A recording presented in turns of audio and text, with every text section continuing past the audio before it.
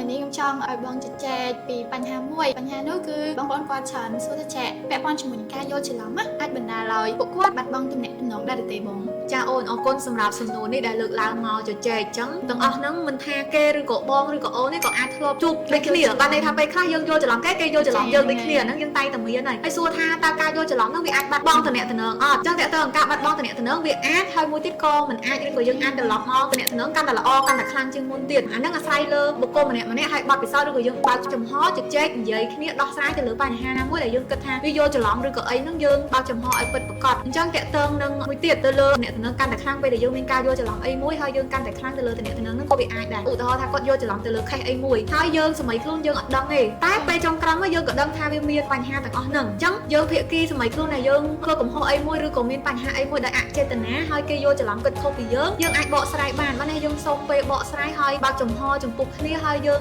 នៅតែមានទំនាក់ទំនងល្អហើយកាន់តែល្អជាងមុនទៀតបើន័យថាកាន់តែទុកចិត្តគ្នាទោះយើងមានបញ្ហាក៏យើងមិនលាក់បាំងគ្នាយើងស្មោះត្រង់ពិតប្រាកដយើងចង់ជួយពិតប្រាកដយើងចង់ឃើញល្អប្រសើរពិតប្រាកដអញ្ចឹងទំនាក់ទំនងយើងកាន់តែកើនឡើងមកវិញតែអ្នកខ្លះគឺអត់ផ្ដល់ឱកាសឲ្យបកស្រាយនោះហ្មងអញ្ចឹងគឺនៅបន្តយល់ច្រឡំរហូតអញ្ចឹងវាធ្វើឲ្យបាត់ទំនាក់ទំនងប៉ុន្តែចំណុចសំខាន់ដែលបងចង់លើកឡើងបើសិនជាយើងមានបញ្ហាទាំងអស់នឹងការយល់ច្រឡំមិនថាបងឬក៏អូនឬក៏អ្នកផ្សេងគឺយើងអាចបើកចំហទទួលស្គាល់ការពិតសំខាន់បំផុតគឺខ្លួនឯងថាលើចេតនាឬអចេតនានឹងវាបែបណាគោលបំណងចង់ឲ្យគាត់បែបម៉េចអញ្ចឹងយើងបកស្រាយហើយយើងទទួលខុសត្រូវទៅលើបញ្ហាហ្នឹងទៅវានឹងល្អប្រសើរទំនាក់ទំនងយើងត្រឡប់មកដូចដើមវិញហើយល្អជាងមុនទៀតគឺទទួលបានភាពទុកចិត្តឬក៏ក្តីស្រឡាញ់ចំពោះគ្នានឹងកាន់តែខ្លាំងក្លាអញ្ចឹងដូចអូនតពេលដែលអូនស្ដាប់ទៅគិតដូចបងចឹងអត់អញ្ចឹងវាប្រកបជាដូចគ្នាព្រោះយើងធ្លាប់ឆ្លងកាត់ភាពយល់ច្រឡំនឹងមិនថាអ្វីផ្សេងទេពេលខ្លះយល់ច្រឡំតែឯងគិតតែម្នាក់ឯងគិតតែម្នាក់ឯងខឹងតែម្នាក់ឯងឬក៏អន់ចិត្តតែម្នាក់ឯងនឹងគុំមានដែរអញ្ចឹង